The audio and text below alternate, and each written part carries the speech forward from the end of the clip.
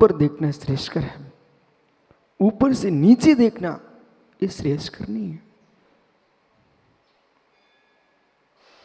ज्ञानी बहुत सुंदर महल बनाना ही है सुब्रत सागर जी, तो थोड़ा नदी से दूर बना लो ना।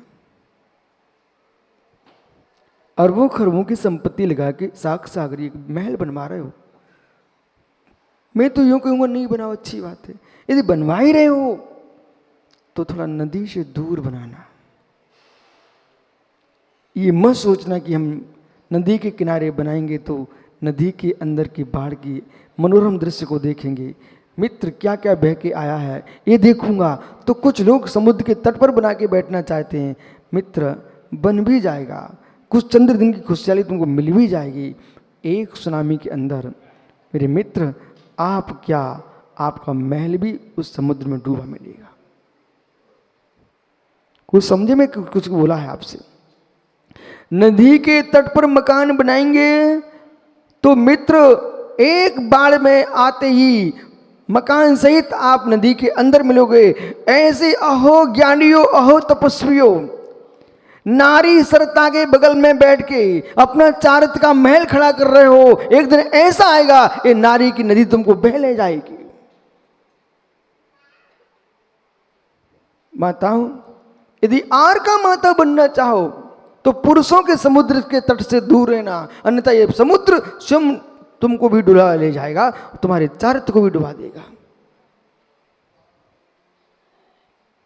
विवेक होना चाहिए। महल बनाने की इच्छा है तो कम से कम 10-50 किलोमीटर दूर समुद्र से बनाओ,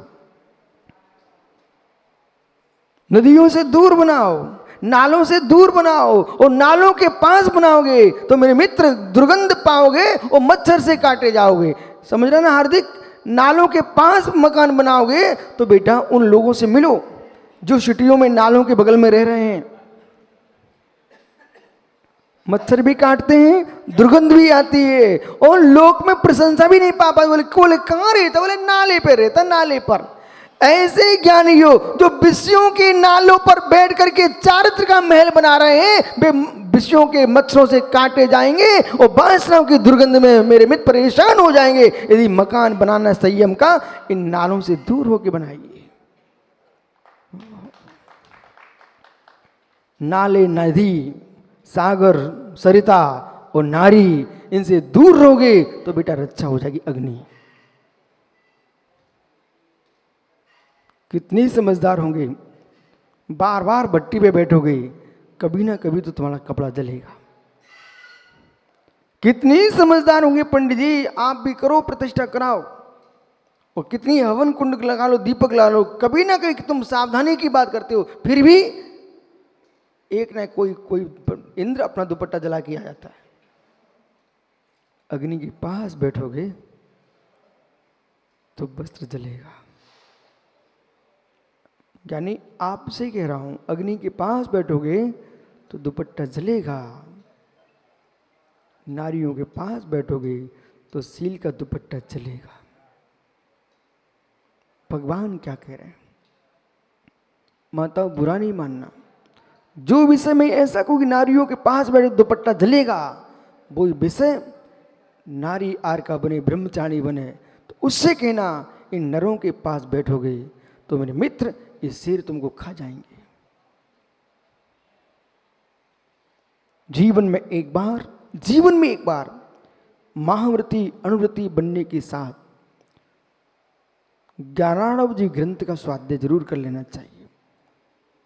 ज्ञानार्णव ग्रंथ का नाम ले रहा हूं, ज्ञानार्णव ग्रंथ का अध्ययन कर लेना चाहिए। और पूरा ग्रंथ ना पढ़ो, कम से कम इतना पढ़ लेना, उस ग्रंथ में स्त्री संसर्ग निषेध और वृद्ध सेवा 2 अधिकार पढ़ लेना चाहिए। वृद्धों के साथ रहोगे तो गुणों की वृद्धि होगी, और गुणहीनों के पास जाओगे तो गुणों का नाश हो जाएगा। और कदाचित नाले के पास रह भी रहे हो, अब आपको सावधानी बरतना पड़ेगी। वहां से निकलना भी पड़ा तो सावधानी बरतना पड़ेगी। क्या भूल गए समुद्र सागर? गंगा नदी पार कर रहे थे आप कच्चे पुल से, तो कैसे चल रहे थे? गंगा नदी पार कर रहे थे पटना में, जब पटना जा रहे तो गंगा नदी पार कर रहे थे, कच्चे पुल से जा रहे थे, तो बिल्कुल सावधानी से जा रहे थे। बोले भाई क्यों? नदी का बहाव है, पीपों का पुल था वो हिल रहे थे, पीपों का पुल था वो हिल रहे थे, तो कितनी सावधानी से जा रहे थे। मित्र, यदि संसार में नदी सरोवरों को तट से निकलना पड़े, नीतिकारों ने लिखा है सिंग बालों से, सूंड बालों से, दांत बालों से, मूंछ बालों से, पूंछ बालों से थोड़ी दूरी लेके चलना चाहिए। आप लोग कुछ भी समझ में नहीं आ रहा आज? समझ में नहीं आना इसलिए शांत बैठे कि समझ में आना इसलिए शांत बैठे हो? पूंछ बालों से भी दूर रहना पड़ता है, मूंछ बालों से भी दूर रहना पड़ता है। एक बार कुछ लोग तो क्यों इसलिए मूंछ तो नहीं कटा के बैठे हो, और जो पंचम काल का मनुष्य मूंछ कटा के बैठे उसने तो पुरुषत्व का चिन्ह समाप्त कर दिया। ज्ञानियों, कलयुग में कमलांकुर महापुरुषों के मूंछ दाढ़ी नहीं होते, लेकिन सामान्य लोगों के मूंछ दाढ़ी न हो तो थोड़ा संभल के रहना पड़ता है उनके पास।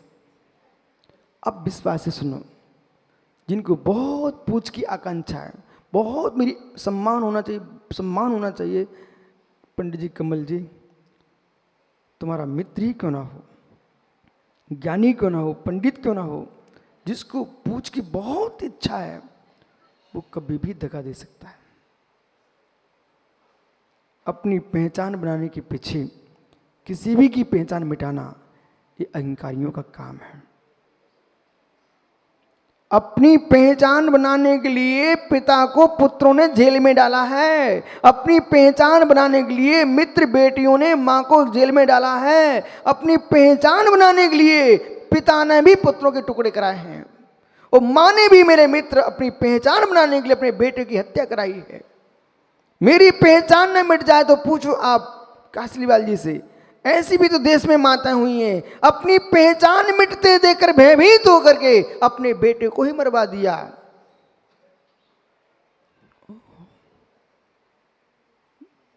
ये राजनीति, ये पहचानने की नीति, इसमें दया की सुगंध नहीं होती, ध्यान रखना। तुम पूज्य हो कि अपूज्य हो, साक्षाई बेटा संभल के जीना। एक एक बात आप लोगों में समझा रहा हूं।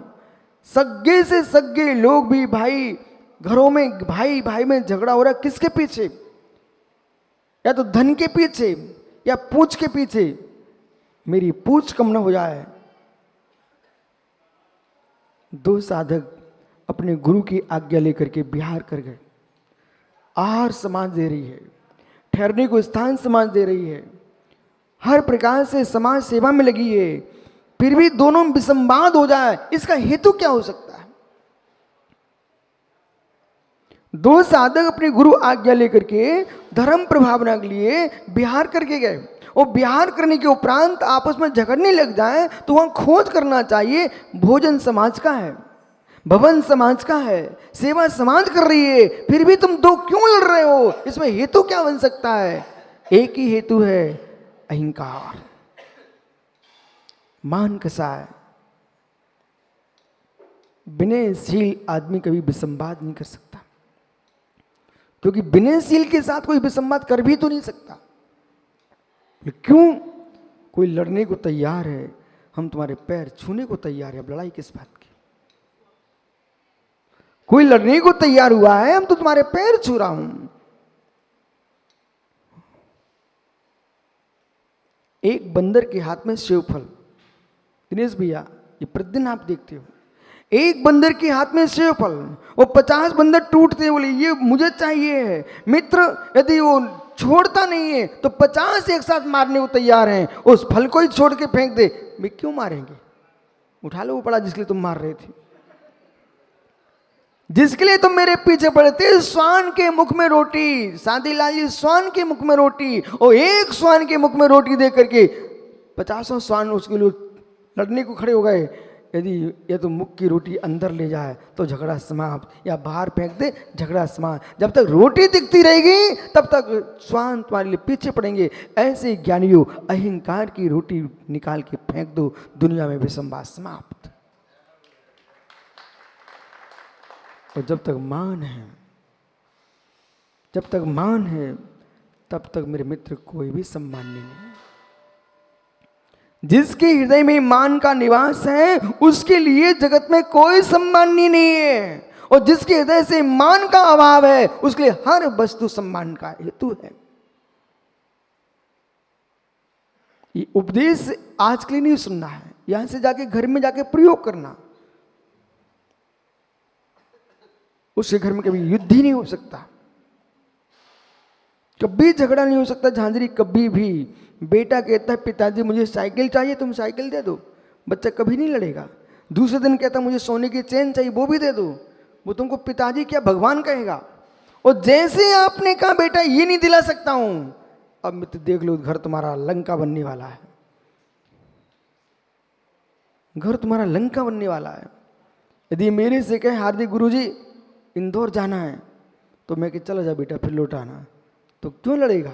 और मैं कहूँ नहीं बिल्कुल नहीं जाएगा, तो जाएगा, फिर देखो आप क्या रूप रचेगा। हर व्यक्ति अपनी इच्छा से जीता है, हर व्यक्ति अपनी इच्छा से जीता है। यदि नीतज्ञ जीव है, विसंवाद नहीं चाहता है, बोले भाई साक्षागी ऐसा काम करना, ठीक आशीर्वाद। अब बेचारा चेहरा देखिएगा, अरे मैं तो ऐसे ही कह रहा था, ये तो ऐसा हो गया। सुनो, सागर से संपूर्ण सागर ने एक दिन हमसे कहा, अरिजीत सागर ने बोला उज्जैन में, आप हमसे जाने का बोलते नहीं हो कभी। अच्छा अच्छा, जाने का नहीं बोल रहा हूं, जाने का नहीं बोल रहा हूं, तुमको जाना है, जाओ। बेचारे चेहरा देखते रहे। बोले क्यों। विसंवाद वहां होता है जब इच्छाओं की पूर्ति को रोकोगे, वहां आदमी झगड़ता है। और उसकी इच्छा की पूर्ति हो जाए, कभी कभी परीक्षा के लिए भी लोग बोलते हैं, तो उनकी परीक्षा के लिए भले बोले, तुम सही में बोलो, ठीक ठीक कर लो ऐसा। आज विश्व में जो नाटक हो रहे हैं, दुनिया में जो मित्र आतंक फैला, वो किसके पीछे। घर्षण न हो पंडित पुत्र, कमलांकुर बेटा, घर्षण न होना तो जगत में कोई अनर्थ नहीं हो सकता। काड़ी का माचिस पर घर्षण न हो तो आग जल सकती क्या। जैसे काड़ी पर माचिस की काड़ी माचिस पर ना घिसी जाए तो माचिस नहीं जल सकती, कोई भी नहीं जल सकता है। ऐसे प्रवीण भाई अहंकार और मान कसाय आदमी की घर्षण ना करे तो समाज के, देश के, राष्ट्र के टुकड़े नहीं हो सकते। मेरा अपमान हो गया है, माचिस घर्षण हो गया, इनका सम्मान हो गया, माचिस घर्षण हो गया। मालूम चला, बेटा सुन, क्या नाम तेरा, सनी, नाम भी क्या रखा सनी, सुब्रत ही रखवा लेते बेटा तो सनी उतर जाता। पंडित जी पुत्र क्या नाम है? उत्कर्ष नाम है। मेरे पास आता तो मानता उत्कर्ष है, तू पंडित जी के काम में चला गया बेटा।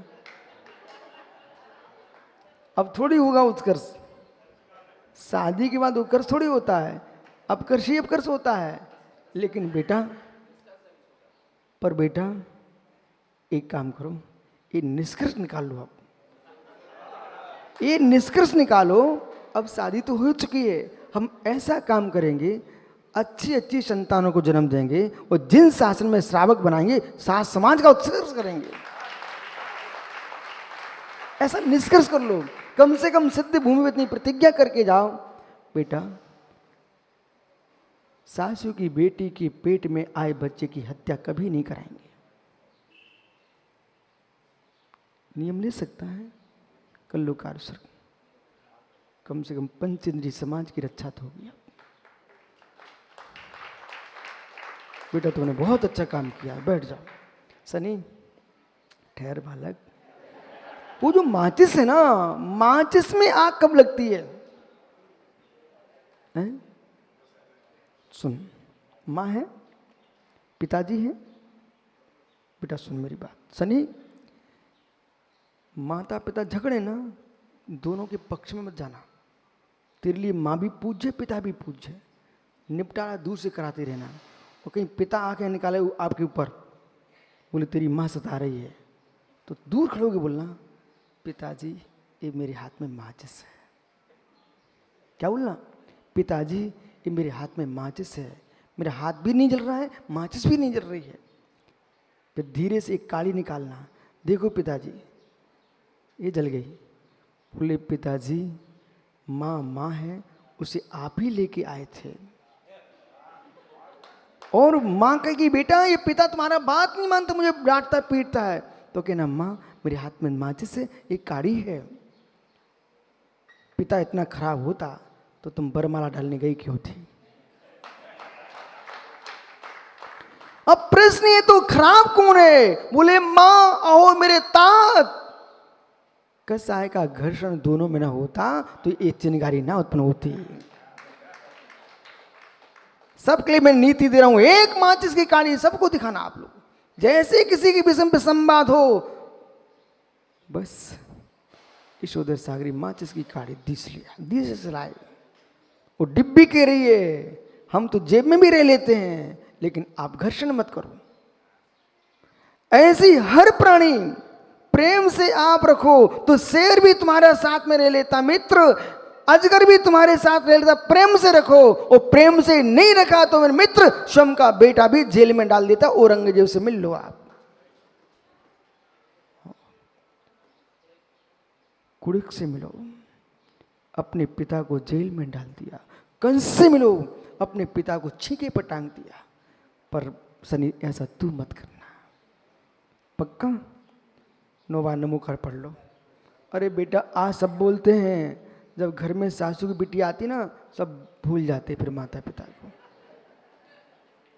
देखो भैया किसका बेटा है? आपका बेटा है ना। अब तुम 7 बार भगवान को नमस्कार करो। बोले क्यों? तुम्हारी व्यवस्था बना दी, वो तुमको छोड़ेगा नहीं। अब पाए पल्ले बेटन की वे भी सोचे तुम्हारे पास हाथ नहीं है क्या भैया? देखा कितना आनंद आ रहा है। बोले बेटा पैर पड़ रहा है। अरे वो तो बेटा पैर पड़ रहा, हम तो ऐसा काम करा सकते, दुनिया तुम्हारे पैर पड़े थे, आ जाओ ना। बैठो सनी। मुस्कुराया पिता, उसका 5 किलो खून बढ़ गया बेटा। आधे पिता तो इसी में बेचारे मर गए, बेचारे डूब डूब चिंता में। बोले पता नहीं भविष्य में बेटी मेरा साथ क्या करेंगी। अरे बेटों की चिंता मत करो, अपने पुण्य के साथ जियो तो दुनिया तुम्हारा साथ देगी।